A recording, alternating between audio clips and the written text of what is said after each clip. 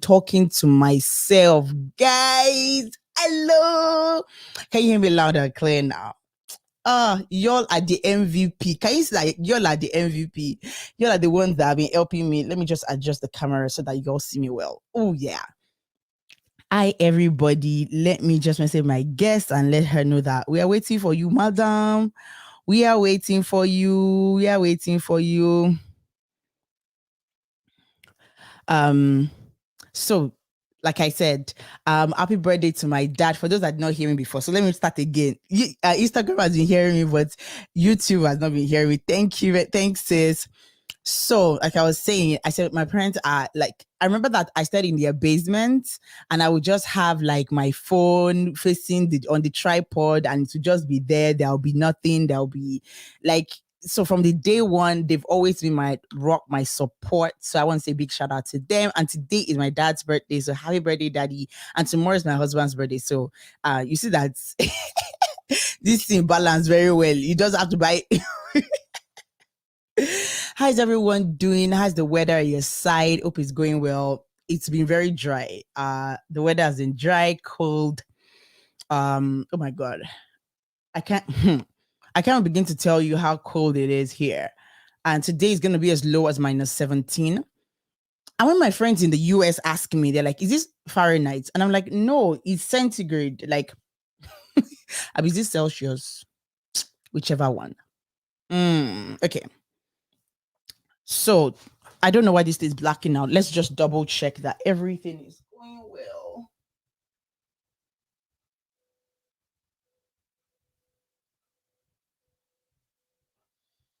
Okay. So y'all should be able to see me now. And I'm hoping that it doesn't black out anymore. Guys, you have to support this ministry. We need to get camera that won't be blacking out. Camera that won't be blacking out is about $5,000. So we need to get camera that doesn't black out. So last week we were talking to Mr. Israel Ademola, and funny enough, he actually wanted us to do the part 2 immediately. But yesterday a lot was going on with me yesterday. And the weather was good yesterday, so it was a good time to go shopping and do a lot of bulk shopping and stuff like that. So yesterday was another meeting, and it was just a whole lot, to be very sincere with you. So Mr. Demola that gave us insight into real estate investment in Alberta will be coming back. Guys, can you just give a round of applause to Mr. Ademola? So Mr. Demola will be coming back on the 26th of November, and 26th is a Friday. So make sure that just before we have the final guest for November on the 27th, make sure that you join in for my session, Mr. Demola. It will be a live session also, so don't miss out on that. He's going to be here sharing with us tips and tricks and all that, and all the 9 yards, all about real estate investment. But majorly what he'll be doing, let me.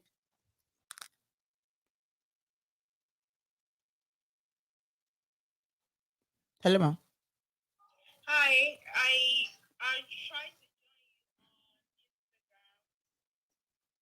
tried to. No, I can't see you. We've been live for a minute, and I sent you a link on in your DM.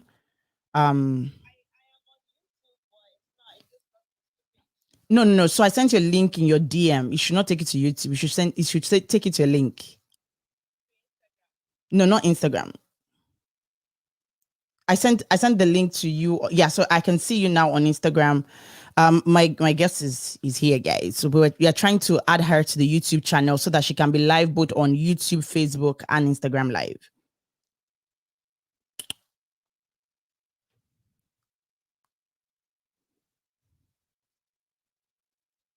Okay, so while my guest does that, I will just add her here. Let me wave to her. So, okay, so it looks like I'll have to send her a request to join the live. So like I was saying, guys, Mr.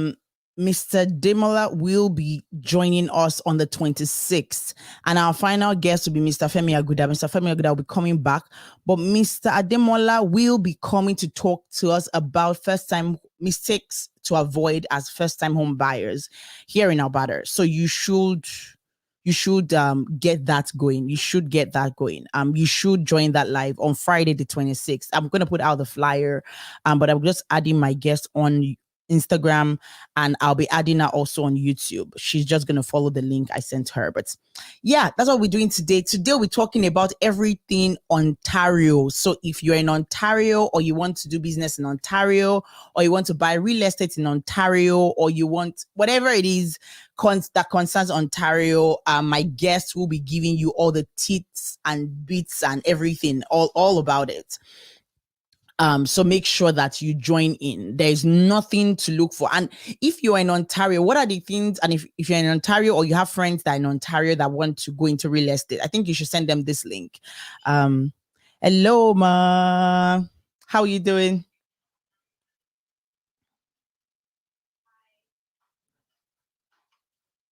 I've seen your famous board. So I sent you a link. I sent you a link in your DM. If you can check that, that's the link to join the YouTube and Facebook Live.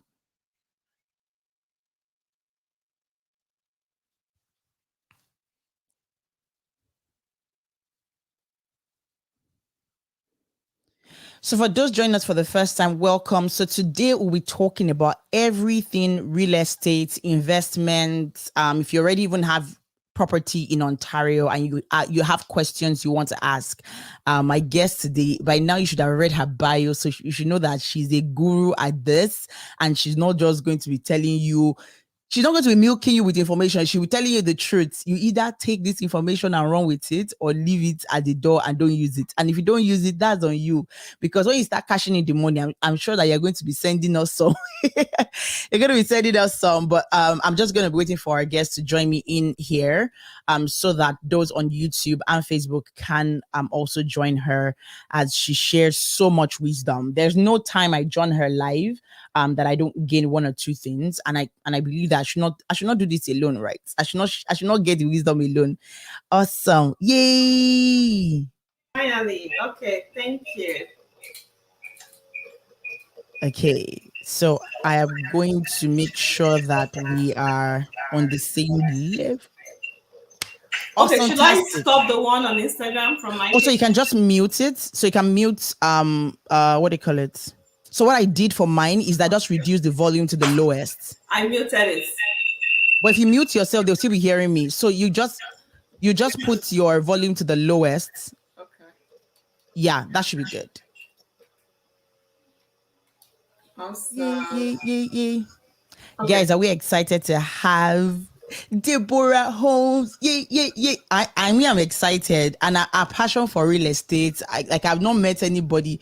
Oh, we already even have question here. Oh, someone is sending you so much love. We're already sending you love on Instagram. Thank you very much. Please make sure you share. Make sure you share.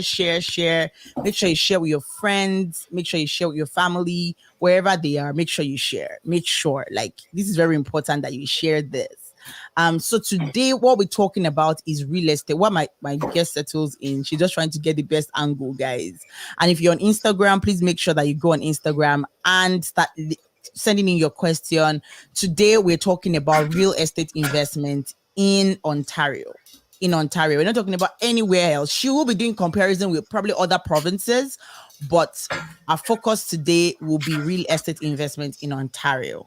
So if you're, like I said earlier, if you're in Ontario, or if you have friends that want to do business in Ontario, want to have investments in Ontario, this is when you should come on the live. This is when you should share the link with your friends and let them know that we are going live, and we're live already on the show. Thank you very much, Ma, for coming on. How's your weekend going? Thank you for inviting me. You look fantastic, fantabulous. That's the new that's the new English. That's amazing. So today we'll be talking about okay. So today we'll be talking about real estate investments in Ontario. But before we start that conversation, I want people to get a little bit about you, get to know a little bit about you. Tell us who you are, where you're from, what you do, and why do you love real estate so much? So my name is Deborah Ocho. I'm from Remax Real Estate Center. I am just, a regular person, just like you and me, or you and I, trying to, come here. My parents immigrated about 20 years ago, and they just came here for, financial independence, wanting a better lifestyle for their kids. And we got here and everybody was hustling for money, and I dabbled into different things. You will be surprised to know that I have tried a lot of things, guys. People just think, oh yeah, that Deborah Ojo, yeah, I did a lot of things, but real estate, I came into real estate when I came into Brampton. And Brampton, there's different, it's multicultural, but I saw that I would go to the store, people will be buying things for cash, bringing $1,000, while I am looking at, what sales price. And I just felt like, what are these people doing that I am not doing? I mean, I was at the height of my career. I was a teacher. I was earning 100 grand, but it doesn't seem to be enough. I was budgeting so hard and I just hated it. And I just started studying what my neighbors were doing, started interviewing them. And I knew that they were into real estate. At the time, we already bought few real estate. We weren't very proactive, or we weren't very aggressive into our investments. But when we saw what people were doing, that's when I said, hey, I told my husband, it looks like I love this real estate. I was checking every property on the market, trying to find out what things were sold for. And I was just obsessed. And he said, if you're obsessed this much, because you come back from work and all you want to talk about is real estate and the neighbor that sold and what they bought it for. And he said that if you were obsessed this much, you should just go into real estate. And that's how I started. So yes, I'm in love with real estate.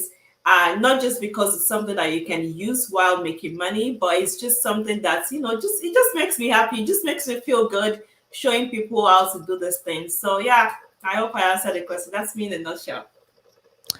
That's amazing. And big shout out to your husband. I think we should be paying him, we should be paying him in pound sterling now.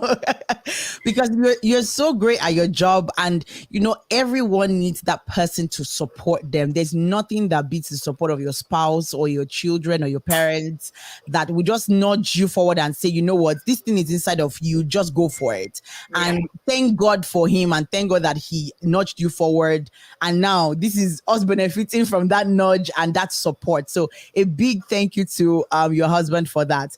So my first question to you is, how has the journey been so far? And I really want you, and I know you're a real person, so she won't mince words, guys. What I want to ask, what's that one thing that how let me start like this. Share your story, how you got to this space. Like I know you said in a rap that, oh, you were dabbling into a lot of things, but I want people to have an idea that it didn't just happen overnight when it comes to your journey in real estate. So give us a brief story about what you have done over the years. Now you've gotten into real estate and you've found your passion and your love for what you're doing. And how has that helped you in building multi-generational wealth? Hmm. I don't know where to start from because I feel like if I'm start sharing my story, it will fall a book. Honestly, I am so young, but to God's grace, I have been able to do a lot of things. So, um, I started, into real estate. I've always been fascinated. So my love for real estate. Let's start from there. That's where it started. My love for real estate is when I was an undergrad. I came here. I was an undergrad, York University, and one of my sister's friend came to me and said, "Oh, I was selling my house for a loss because I'm foreclosing or something. And if you wanted to buy it, you're going to buy it for a good price." Well, while I was in school, I was always working. So while I was always doing overnights. From school, I go to overnights and I was working. And so I always had cash. People were taking us up. I was taking it as little as possible because they will always give you in proportion to how much you're making. So as a single young girl, I was making good money. So I wanted to buy that house. But my dad was like, yeah, you can't buy it because I don't want your fragile heart to be to be broken, to be shattered, because your tenants will do such horrible things to you. People can't be trusted and all of that. So I didn't buy the house. I ended up didn't buy the house. I went to my professors. I wanted to learn more. There was no education about real estate, so I couldn't do it. But when I met my husband, then we started doing it. We just wanted to buy a house, our first house, to be honest. And we bought it, and then we saw that it was good. Now, when we started into real estate, it was just a mindset.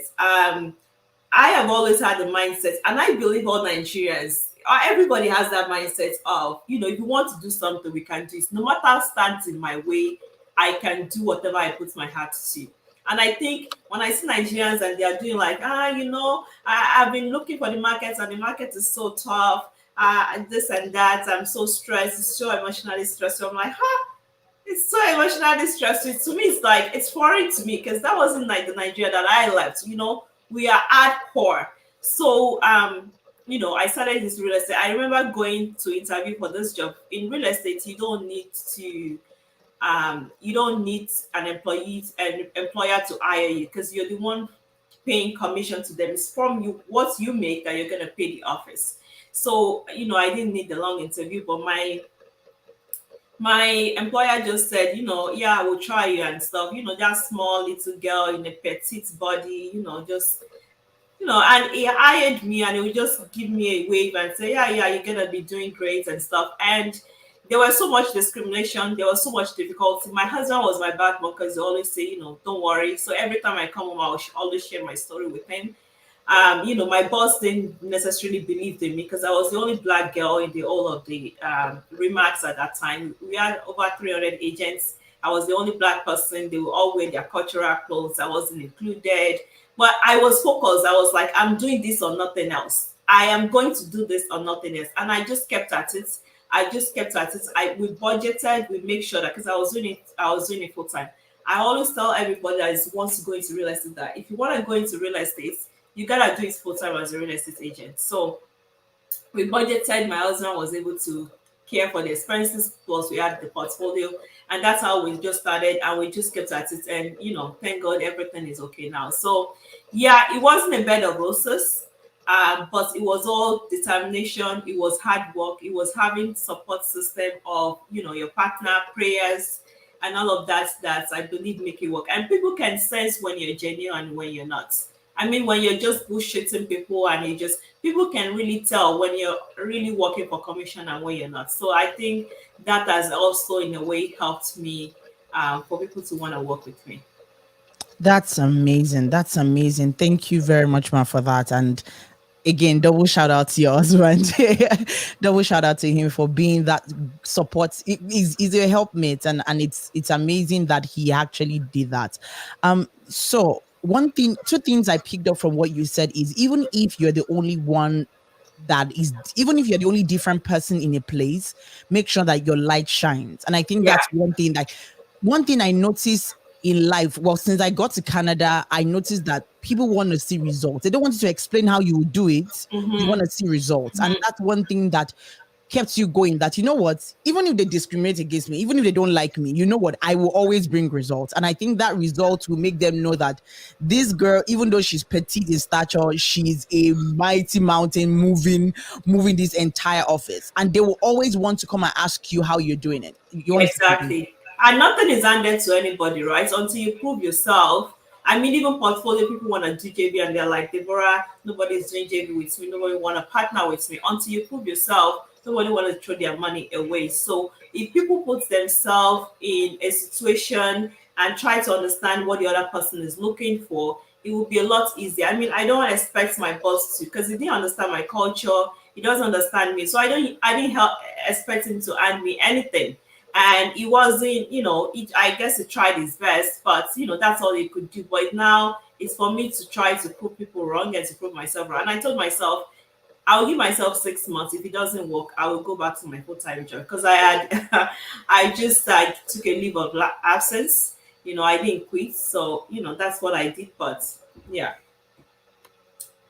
That's awesome. That's awesome. Okay.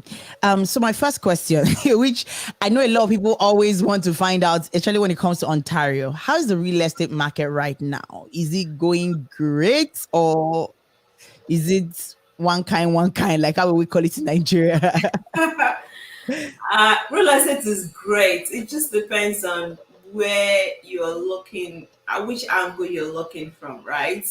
I mean, as a first time buyer, everybody pays a price. I tell people now, I was telling one of my clients yesterday, I said, you're not even jumping onto real estate markets. You're not, if you jump, you're not gonna catch it. You gotta fly, right? It's moving so fast, it's so fast paced now that you gotta have to fly. So yes, real estate market is hot. It's always been hot. It's just COVID compounded that and tripled, multiplied it.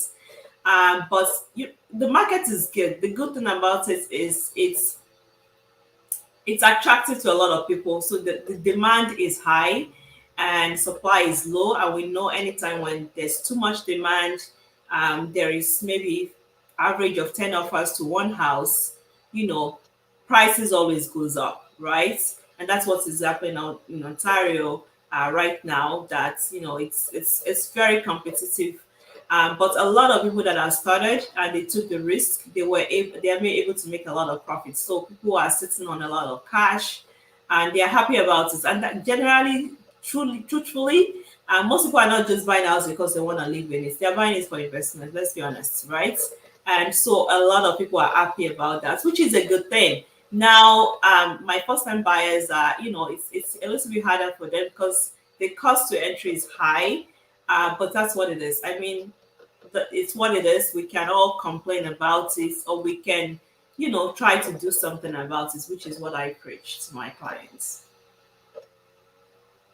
So give us a quick drive through the first time home buyer in Ontario. What does that look like for the first time home buyer in Ontario right now, for the person that is coming to Ontario for the first time, or probably lives in Alberta and feels like, you know what, I want to have a separate space for my investment, live here, but do investment there? What are the things to watch out for when starting afresh? Whether it be the person using it as a rental property or it being their first home to buy for their personal use. Okay. So if you're there are two things that you're lumping together. There's a first time buyer that is purely a first time buyer. A first time buyer is a person that hasn't bought a house before in Canada at all. You might have in other countries, but you don't have in Canada. So for those kind of people, they are able to buy a house with 5% down. 5 to 10% down is what I say, because it's a hybrid between, once it's over $500,000 is 10% of your purchase price, but so it's an hybrid. So you have to buy with 5 to 10% down, and you also have the opportunity. You can only do this, guys, if you're a first-time buyer. As a second-time buyer, then it becomes tricky. You need to put 20% down. So for people that are coming into Ontario, they already own something in Alberta, and they want to come here and say, Deborah, hey, I want to have rental properties. You're gonna need 20% down, because you're not living in that kind of house. It's one of the things that government has put in place to try to slow down the market, but obviously it's not working as much as they'll like. But yes, you need 20% down to buy a house. Now, if you're buying the house, you also have to think about different things. This is where DeboraHomes comes into play, because you might, to be able to find your house, sometimes you write up to 10 properties to get one accepted offer. So if you're living outside of the country, you might need somebody that maybe you trust, like a family member or a professional that is updating you and showing you and giving you all the data to be able to make your decision. Going forward, you need to tenant the property, so you need to look for rentals or tenants, and then you also have to check on the properties every now and then. So you need a property manager. So I tell people, and I am like, no, guys, we don't want, we are trying to build an investment, we are trying to build a business. You gotta spend money to make money. So don't shy around on like my toilets just plugged or backed up or something in one of my rental properties. I have a property manager there because 4 hours away from me. I'm not about to leave my show with you and just start with my hair running around with my row and no. I'm not doing that. We are here to make the money. Let the lights shine. Let the money go out and work for me. So my property manager is taking care of it. So those are things that you're gonna have to put in your mind and run your numbers when you're buying a house. Understand that this is a full-fledged business. There's no emotions. It's all about numbers. If the numbers work, you go for it. If you feel like the numbers doesn't work, don't go for it. Analysis paralysis is a lot of things that kill a lot of people. So I'm saying check your numbers and make sure that you understand this and take your decisions from there. That's amazing. Thank you very much, ma'am. So there's a question here, and the person said that 20% down payment requirement, must you sell the first home or you expected to keep both homes? And you don't have to sell the first home to have 20%. If you have it in your savings, you can use this from your savings.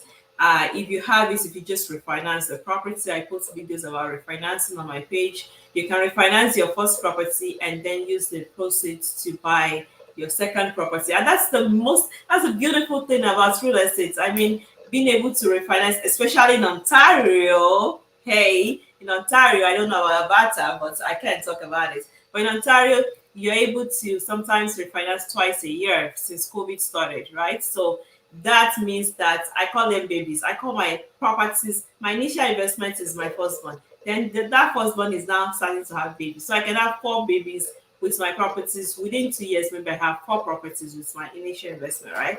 And that is the power of leverage. That is the power of real estate.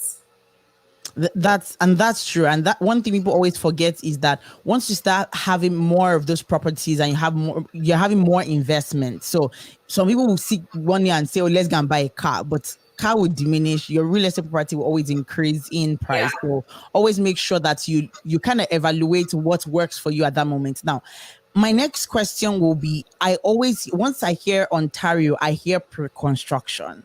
And it's like Ontario and pre-constructions are husband and wife. Can you give us like a little bit, guys? If you want to get like so much wisdom from her, check out her videos on her page. She always shares all these things. So she's not coming here to tell us summary because she will always tell you. So that's why She being here, you all should send your questions because she'll be answering all your questions today. So what's the advantages and disadvantage of pre-construction when it comes to real estate investment in Ontario? Okay, so because our market is jumping so fast, reconstruction has become more and more attractive. Because in most cases, you buy a house for today's price, and in 2 years at delivery of that project it's gone up in value. Why? Because our market is going 10-20% in value per year in some cases. Now I don't say that's sustainable, don't quote me there, because COVID has compounded everything. It's not a normal market by any chance. But in most cases, even in a normal market, your property would have gone up in value from what you paid for it. So that's why it's a lot attractive here. It's also a way to build your portfolio, because now I have all those properties and I have all pre-construction. I always buy a few pre-construction properties in a year, especially for builders that are taking a little bit of money. So it's a way for me to force myself to save instead of accumulating my money to do other things that is not going to make me money. So I'm putting my money with a builder, depositing it every month. So it's like it's a slow ajo, whatever you want to call it, and my money is increasing. It's a forced savings. I can't see it, I can't take it out. So to me, it's an accountability part of my budgeting, right? And that's why a lot of people do it. Thank you, Matt. So we have another question here. Please, if you can use the question mark box on Instagram so that we'll be able to follow the thread. So this person says, being a student, does your immigrant status affect your ability or eligibility to purchase a property? Yes, it does. Especially in Ontario. When you're buying a property in Ontario, you need to be a resident to buy a house. If you're not a resident, they charge you an additional 15% in closing costs. So for me, let's say my closing cost is always about 2 to 3%. But because Mrs. A is not a resident, they will charge you an additional 15%. So you're running about 18% in closing costs. And let's face it, let's do the math.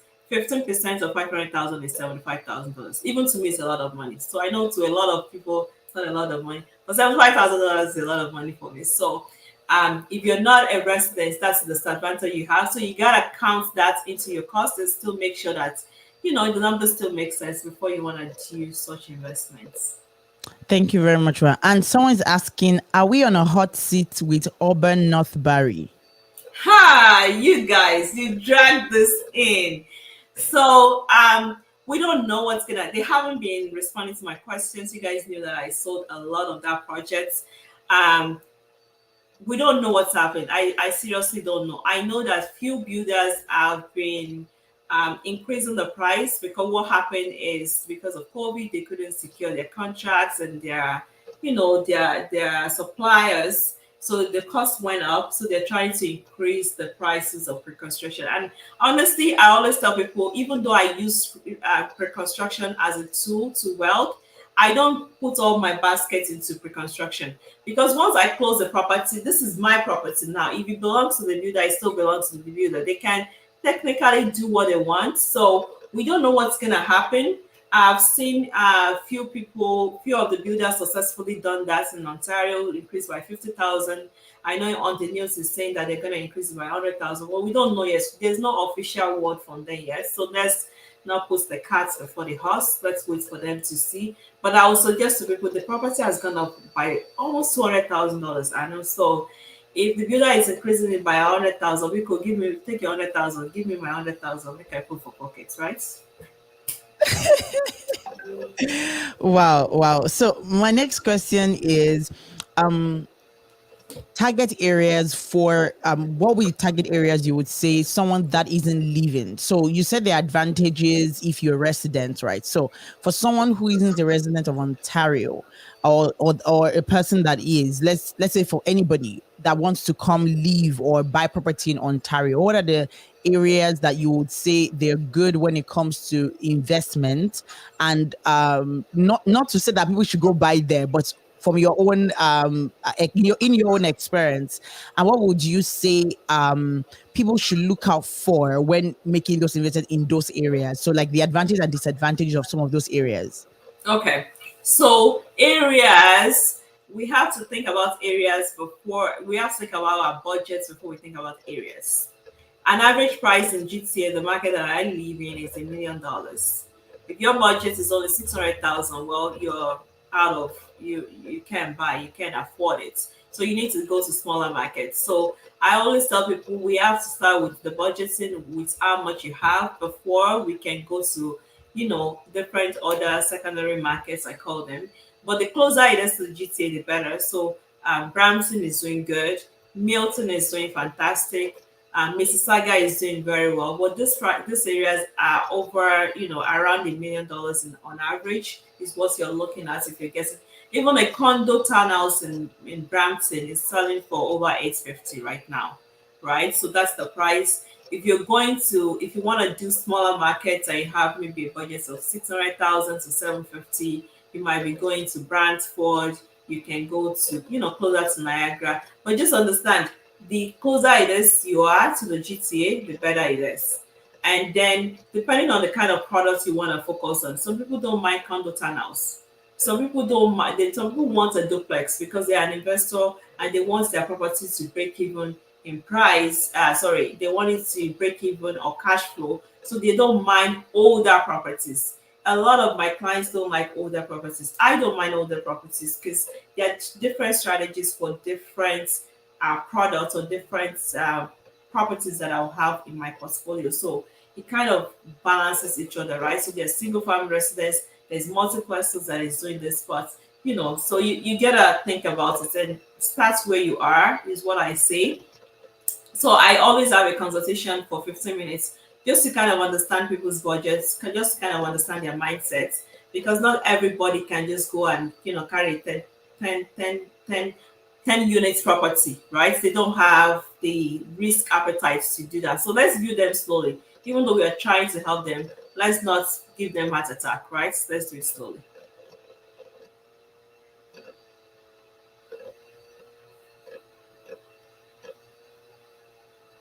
We can't hear Okay. Okay, perfect. So before I ask my next question, I'll just take this question on Instagram where it says, where else would you recommend to invest in Ontario for pre-construction? I am at so whereas will I again, it's all about your budgets, right? Right now, you guys know that I was selling few properties in Ottawa. Ottawa is going very, very, it's growing very, very fast. It's a tech hub. Matt, you know that because you're a tech person and you live in, the people that stay in Kitchener, they know that. So that's almost like a similar market over there.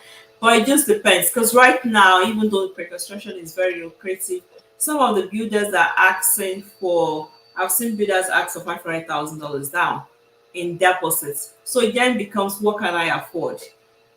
People are going to Caledonia, um, London, Ontario, St. Thomas, all those areas are doing well. Bomberville, Curtis, if you wanted to go to the east. So it just depends on areas that you want. If you want to go north, you can go to Aurelia. There is another one that just came out now. We don't even know how much the builder is going to be asking for, but it all depends on your budget. So if you only have $50,000 to invest in pre-construction, then you're looking for a builder pretty much that would accept $50,000 as a form of deposits. It's as simple as that. Okay. So the next question, how would you rate Thunder Bay, Ontario market value and growth scale this period? Would you recommend going that far if job location isn't a factor to consider as a drastic move? Okay. So I always say this phrase, it's my clients that taught me. They said, "Na nato na im bad." While I will not go to Thunder Bay as my first choice, if that is the only thing I can afford, then maybe I don't mind going to Thunder Bay, right? Thunder Bay is not, so which means that you're dealing with snow, so there's more cost in terms of snow removal. The population goes, what is really in Thunder Bay? When you look at employment and all of that, there's not a lot in Thunder Bay as to other secondary markets like Ottawa, where It's the capital. There is IT jobs. There's people. There's immigration flowing there, and all of those. Those are things that you're looking at. Access to amenities, right? Those are things that you're looking at when you're going to those areas. And you also have to understand that, how will I be able to get to my house to look at it? I still try to see my house once in a year, even though I haven't seen some of them this year. But I try as much as possible to see it. And you'll be surprised how far a house could be, even though it's your $1 million investment. It's a lot harder when it's in Thunderbird, to be honest. But if that's the only place you can afford, then I might afford over there. But look at other similar markets with the same price range and see, are there amenities, are there job opportunities, is there access to, is there projection for population growth? What is the government going to be doing in that area over the next 10 years? How long is my investment going to be for? Is it a short term, 3 years to 5 years, or is it a long term, 10 years? Do I have that time? And then you want to invest your money accordingly. So these are questions that you kind of have to ask yourself before deciding where should I invest. I hope that answered the person's question. Please, if you have any more questions, please use the question mark button on Instagram, or you can use the comment section on YouTube and on Facebook so that Deborah Holmes can answer your questions. So I remember, was it 2 months ago when Olayinka and I did a video, I was talking about RASP as a form of investment. I remember you made a comment on that, right? And that was actually that was how I met you. To be very sincere. So I wanted you to kind of expatiate on it. How can I use it as a form of investment, or what can I how can I maximize use it? Because I know that a friend of mine was talking somewhere and was saying that, oh, he buys properties in the name of his kids, so that he was explaining in a particular way that I don't understand. So I think you explained that too, that if I have 2, 3, 4, 5 kids and I want to start investing for them, should I go the route of just putting money into the RESP, or I can use it as a form of investment when it comes to real estate? How should I do that? Okay, so that's a good question. When you're investing in your RRSP or RESP, RRSP is for a purpose, is for your retirement. When you're putting money in your RESP, is for your kids' educational plan. So in most cases, there is RRSP that you can invest with a company. So you put the money in a pot, and that money is being managed by other people, right? You can also now then self-direct your RRSP or RESP. So you can put the money in an investment that allows for RESP that you then can manage. So instead of paying management fees and all of that, first of all, you're saving on that. Second of all, you are putting it in a portfolio that you yourself understand. Now, it's not, so some people invest their kids' RESP, for example, in stocks, for example, in banks. You can also invest your kids' RESP with, as you're doing a private lender. For some of you that has a property, you understand what we call second mortgages, private lenders, and all of that. If you have enough money sitting in your RESP or RRSP, you can self-direct it and lend it out to somebody else, and you can collect a fee for that. The only thing that the government wants is that whatever pot it's sitting in, so whatever accounts has the guideline of RESP and RRSP. So you can't take the money out, for example. If you're taking the money out of your RRSP, you're going to pay a lot of taxes for it. You're going to be taxed according to your tax brackets. But your RESP, the same thing. If you're cashing out, you're paying some penalties for it. So it's the same thing. So you can put your RESP. So my kids' RESP, I'm putting it in real estate. So it has to be arm's length investment. And that's another thing how we can help ourselves, right? People say, yeah, I don't have money. But Anu might have $25,000 or $100,000 of our own RESP that she doesn't have access to, but maybe I could have access to it. She can lend it to me. I am paying her the interest, but at the same time, she's getting the interest. I am being helped because now my portfolio is growing, right? You want to do due diligence to make sure that the person you're giving this money to is in fact, understand what they're doing and they're good at what they're doing, and they have other securities to guarantee you in case something does go wrong. But yes, you can use your RESP as a private lending for private lending opportunities. You can invest it in, apartment buildings. For some of them, I put into apartment buildings. So this buildings is locked up for 5 years. They pull the money, so like a syndicated mortgage, and they're using our RESP to buy that. So yes, you can do that. So, and this is one thing I always look at. A lot of people don't actually know these things because they don't ask questions, right? And I'm grateful that I met you and all these things. Like every time that I watch your live, I go do some research and see what's in there. And when I'm ready to start doing all that, but I wanted to ask the second side of the question, which was people that buy properties in the name of their kids. Is there an advantage to it? So when people say they buy properties in the name of their kids, I've never seen somebody buy properties in their kid's name because a kid cannot sign a legal document until they are 18. You're buying it in your mind and I'm putting them in trust. I can buy in trust for my child, but I'm not buying it directly in their child's name. So let's first of all clarify that. Now, the real advantage today is that if I'm buying in trust, really they own the property, and at the time that they actually assume the property, they are hopefully maybe at that time, at least at the start of their career, they are in a low brackets, right? Low income brackets. So they are able to take tax advantage. Whereas if I am at the maximum tax bracket, I'm paying more taxes if I was to sell the property, right? And also I use it personally as a motivation tool, right? I have 4 properties. I want to have at least one property for each child. And that's how I kind of understand this is how many properties I need to retire comfortably. This is how much properties I need in my budget, in my portfolio. That's okay, Deborah, you're fine. Not stock of the long throats, just few people in my network are obsessed, they buy 100, 200 properties. That's their choice. But for me, it's more of let's get to this height. Once we get to this height, what else do we need? Do we need money for maybe my family members? I want to have a property for them. I want to have property for vacation. My husband loves charity. We want to have a property for that. Different things. So that's how people kind of think of these are the things that I'm doing. But honestly, the more things you have, the more kids you have, the cheaper it is for you actually, right? Because you can then split your income within kids. They say every kid is at least $100,000 savings in your taxes. My accountant said I've conscious never told me that. So yeah, those are the tax advantage. Thank you very much. So there's another there. I think there are 2 questions here. And one of them is, how would you recommend my rent property to look like? Brand new or older property? Thank you. Okay, so how would I recommend my rental property? If you're looking at numbers and you're looking at money, now money will find come. If that is what you are looking for, then that is what you should be looking at. It doesn't matter what the property looks like. If you can produce me the money, so I know the property is, structurally solid, so it's not draining money from me. So there are older properties and there are older properties. There are new properties that all they are just bone.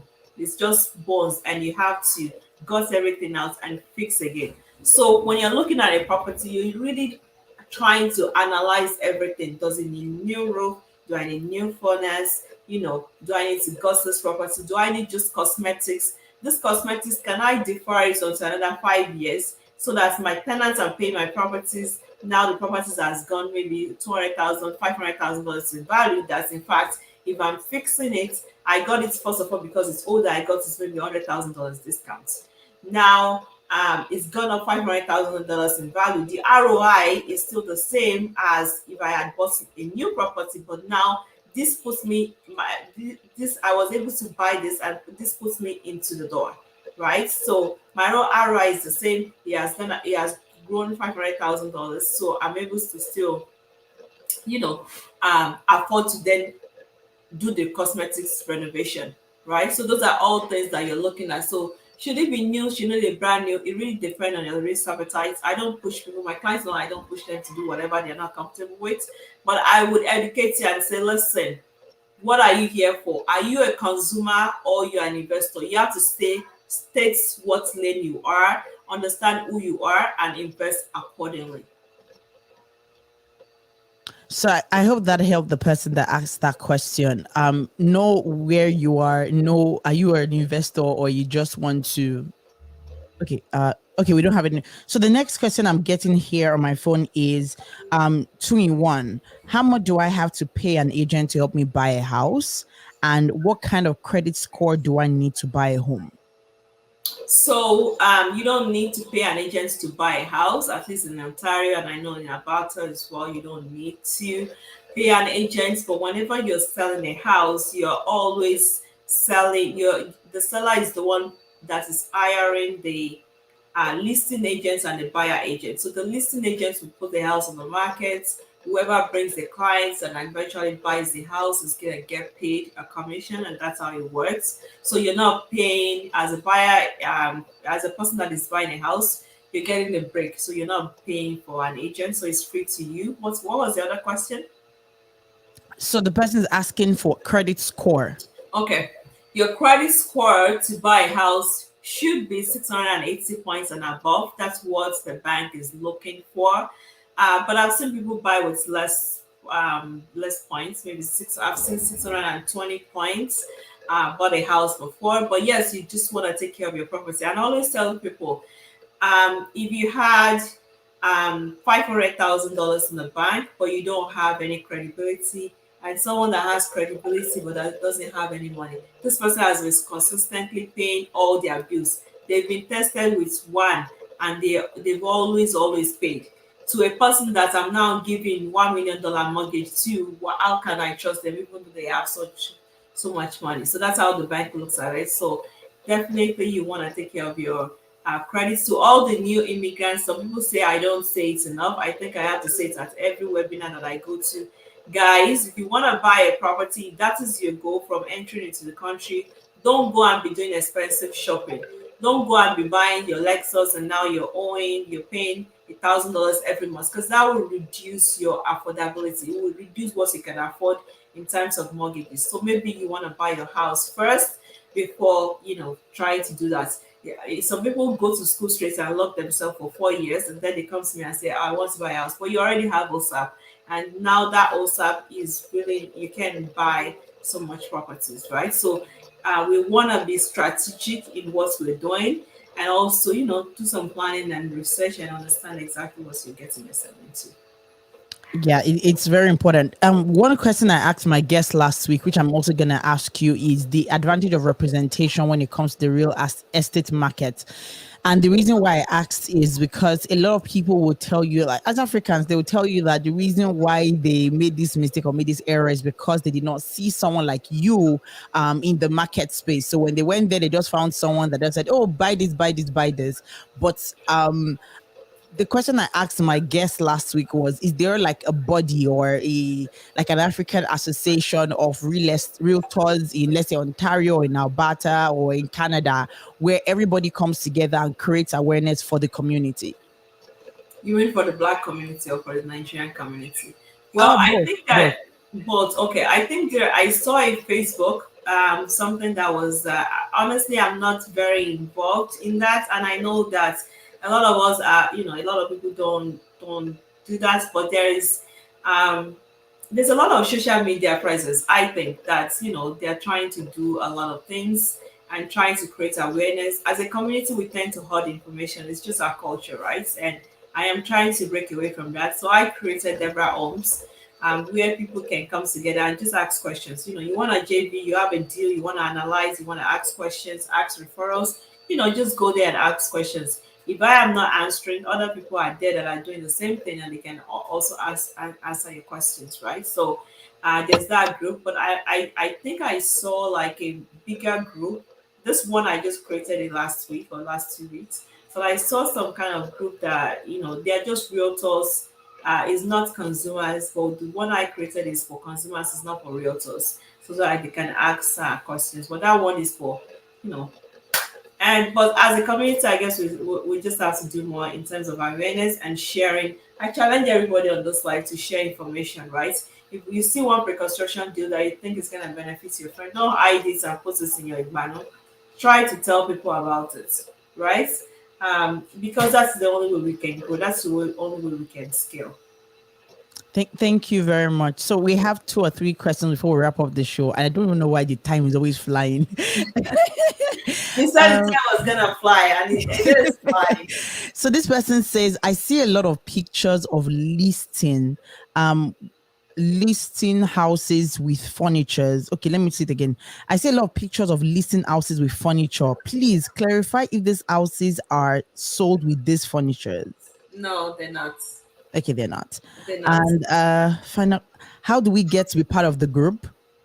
I will put it on my social media. I will put it on my Instagram story, but it's just DeboraHomes Inner Circle. DeboraHomes Inner Circle. So whoever is on that page can help me to share it here.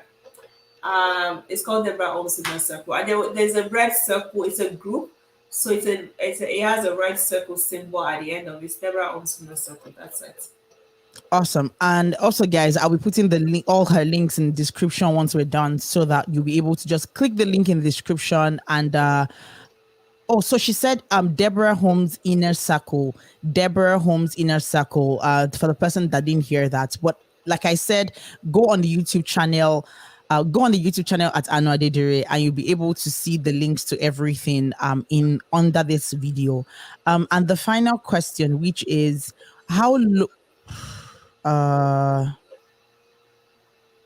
what low interest loan route would you recommend for real estate investment? Low entry routes.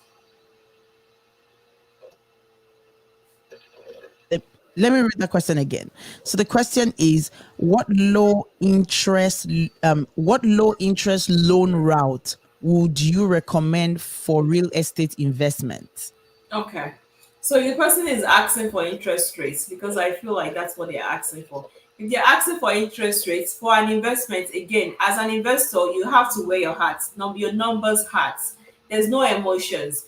If they're offering you, sometimes we do buy houses at 4%, where a consumer is getting it at maybe 2% or 2.7%. It's what is working with your numbers, right? When you run your numbers, at the end of the day, you look at the overview and say, am I still making money? That's how an investor, that's how a business makes money.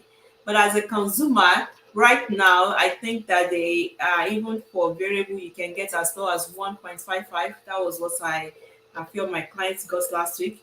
If you're doing fixed, you can get up to, I think it's 2.7 on average right now, interest rates. If you're an investor, though, maybe you want to do a variable instead of doing a fixed, because again, you want to be able to refinance. You don't want to be locked into a contract. Yeah, those are the interest rates prices as of now. They're saying it's gonna go up, guys. So we're not sure when it's gonna go up. So, but definitely, the sooner you can, the better it is. Thank you very much. So 2 final questions before we go. I think I've said 2 final questions twice. So one will be to become a real estate agent or realtor in Ontario, what do I have to do? And what will be your final words for us? So that'll be the final question. The final question is how to become a real estate agent. Okay. So to become a real estate agent in Ontario, you have to go to Umber College. That's the only college that is hosting or training new agents right now. So you have to go there. You do the courses. I think it's about 5 or 6 courses that you have to do, and it's all at Ontario the college rates. So I think they charge about $500 to $600 per course. These courses are at your own pace. So you can study at your own pace. If it takes you 2 months to study and pass a course, that's when you can move to the next one. That's how it works. You can't do 2 at the same time. I think on average, few of my mentees have been able to do it between 4 to 6 months if you're serious and you're taking it seriously. And that's pretty much, once you do finish the course, you then have to do your police reference check. You need to register under an umbrella like Remax, Royal LePage, all of those, whatever company you want to associate yourself with, and then you start trading. That's how it works. So what will be your final words for those who want to go into real estate investment in Ontario, for first-time home buyers, for investors, and for us? What would your final words be? I would say that, you know what, every time I and my husband are buying a property, we are still scared even till today. It's a scary thing, putting hundreds of thousands of dollars into something that you don't really know whether or not it's gonna work. So if you're telling me you're scared, yes, I am scared too. If you're telling me that I don't see tomorrow, I can't see tomorrow too. All I can do is I educate myself and take calculated risk, right? I educate myself, look at the worst case scenario, look at the best case scenario, plan my mitigating factors. What am I gonna do if my toilet was to clog in the middle of the night? I'm gonna hire a property manager. How much is it gonna cost me to hire a property manager? I run those into my numbers before jumping the ship, right? So I take calculator risk. So yes, you might be scared whether you want to change your career to be a real estate agent or you want to be an investor investing in a province that you don't know. But what it is that let's hold hands together, let's form a community, let's educate ourselves, and let's do it anyways, right? Thank you very much. And I think this is not from me, so it's not my final question. This is a question in the comment section that says, so is the course number college, is it full time or is it part time? It's at your own pace. So it's one course. So I would say that you can do it full time. You're like me and juggle 10 things at the same time.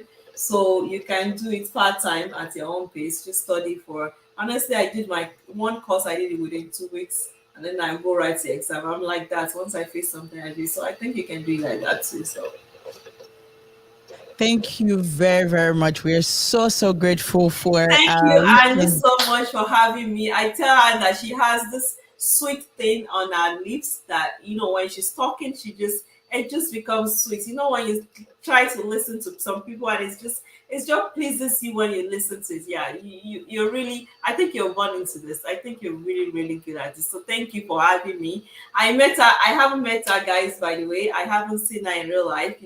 We saw each other on Instagram, and this is the power of connections, right? And also trusting that somebody else, you reach out to them, and I answer the call, right? So thank you so much for having me. It's been a pleasure. I think I had fun. Thank you very much. We are so, so grateful. Please make sure that you go and rewatch this video. And if you have any more questions, like I said, she is your number one hot stop. Like I always have, and I'm grateful to God for all my guests that I've like referred people to. I've never had any bad report from anybody. So I am telling you that DeboraHomes is Life Matters Another certified. So make sure that if you want to run any investment or you want to buy a property or you're coming from Nigeria or whatever part of the world and you want to move to Ontario or you want to have a business in Ontario, please make sure you reach out to her. She will answer your questions. And like she said, maximize that 15 minutes free consult. I know people that are paying for Don't that. come with 15 different questions. So make sure that you maximize it well. And for those that are students and you want to start looking at what investment, like she said, as much as it's very good for you to start looking at it, make sure that you can wait a bit and start putting that money that you are putting together into some other investment. So when you're ready for real estate, you know that you are going in hard, right? And And there's a you already lot have of your things money. to do. There's a lot of things. That's why I created that group because there's private lending opportunities. I have, $50,000. I'm not in a position to buy right now because maybe I don't have a job. I'm a student. Blah blah blah. I can invest my money temporarily because some people they see money in their accounts. All it does is it dwindles and it goes down and down. Put the money into somebody else's hands, earn interest on it, and then that money is there. You can then start to also for the next capital that you're going to put into it. So there's always things to do. When you join that group, we're honest. And if you guys know that you're not going to participate, please don't join it because I'm really looking for community. I'm tired of we do this to each other and stuff like that. No, I want people to share experiences. I want them to share what they know, and I want them to be able to ask questions. Thank you very much. Thank you very much. For like I said at the beginning of the show, last week we had a realtor from Alberta, and he answered a lot of questions. And like I said, he's coming back for part two, where he'll be sharing common mistake first time home buyers make. So make sure that you join that live. It'll be on Friday, this coming Friday, the 26th, and the final show all about real estate. We'll be wrapping up talking about building community, building portfolio, building your investment. Generally, it's not just about one part of the world, but generally across the globe. Please join Mr. Femi Aguda. He was our first guest on the show. He's a realtor also from the city of Chicago, in the US. And also, I'm going to connect you and Mr. Femi because I he know wanted him. We're to. connected on Oh, Instagram. that's amazing. So because he wanted to ask a couple of questions about, I think it was, I think he said he had a client that wanted to buy some property here in Canada. So Okay. I'm happy that you've already connected. I So will please. message him for that then. Okay, that's amazing. So please make sure that you follow Deborah Homes on Facebook, on Instagram. Like I said, I'm going to put all the links in the description so that you can follow. Please make sure you share this video with people. Like she said, it's important for us to share this information. Please share the video with people. Make sure that if your friends want to buy property, don't audit. I think with this old Davido sharing money and getting money from his friends, someone put up a post and said that you are ailing Davido for getting money from his friends and what all the good things he has done. But when you see a job opportunity, you don't share with your friend. That hits close to home because a lot of people do that. They'll rather want to be, oh, I'm the CEO, or I'm the only black person, or I'm the only Nigerian in my office. Why should you be proud of that? Why shouldn't you pull your brothers and sisters that you know are qualified to join that trend? So the joy of everybody is that we can see each other at the top, and I think Yeah. that's what should be our driving force as a Yeah. community. Yeah. Don't go around pulling people down. What will you gain? No, What will honestly, it wasn't fun. Just I enjoyed my colleagues' culture and all of those, but I couldn't see myself, so it wasn't fun. At some points, I didn't like it anymore. I was so glad when another Nigerian joined me, to be honest, because now we can sit down, we can also speak our own language. I don't have to wear traditional outfits. Yeah, traditional outfits if I don't feel like it. I want to eat chicken, they don't eat chicken, right? So it's not always good. It's not fun if you're walking alone. It's boring. It's very, very boring. And that's why now I really want to give back. Thank you very much, Ma. And two things that I will take home from what you said is, if you didn't hear what she said, is number one, work together as a team, as a family unit. One thing that I've learned from what she has said is that our husband is a great support. So if you're listening wherever you are, you're thinking, oh, you know what, I can do this all by myself.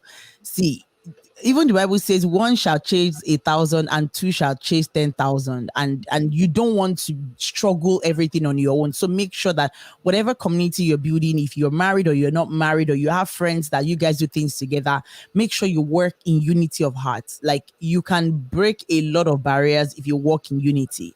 And number two is, make sure you share information. Do not hoard the information. Make sure you keep sharing, and make sure you educate yourself. I think I wanted to ask you also that I know you mentioned earlier that you have had mentees. Do you have like a mentorship thing that you do separately?